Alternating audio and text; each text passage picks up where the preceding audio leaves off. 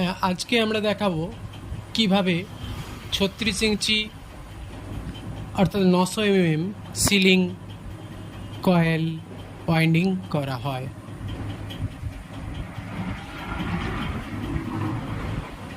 এই যে দেখতে পাচ্ছেন কোডটা, এটা 36 ইঞ্চি কোড, হাই স্পিড কোড। এর স্টার্টিংটা জড়ানো রয়েছে।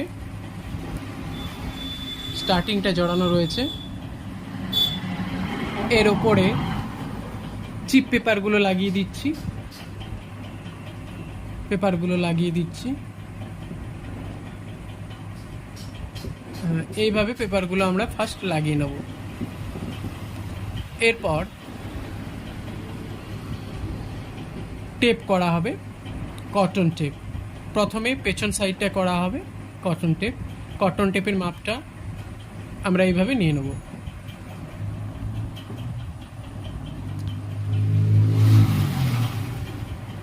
তারপরে যখন টপের দিকটা আমরা টেপ করব, এই স্লিপ 1 নম্বর স্লিপটা লাগিয়ে নেব একটু লুপের গোড়াতে।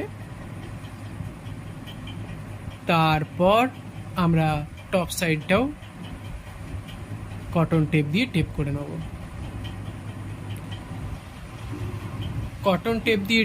নেব। দুটো সাইড এভাবে টেপ করা হয়ে গেলে তারপর আমরা ওপরের পেপারটা লাগাবো। এটা 15 mm কোর আছে, 15 mm, সেজন্য 15 নম্বর পেপারই লাগানো হচ্ছে, লক পেপার। 15 নম্বর লক পেপার লাগানো হচ্ছে। দিয়ে লাগানোর পর এটা যখন কমপ্লিট প্রায় হয়ে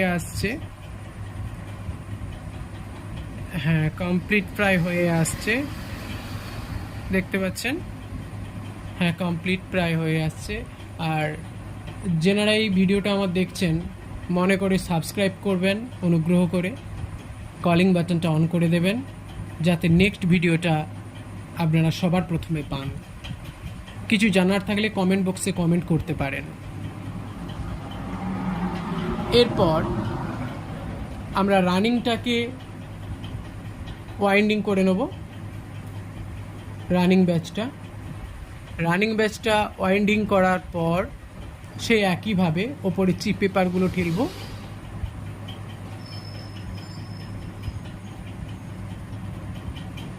ঠিক এইভাবে চিপ পেপারগুলো ঠেলছি।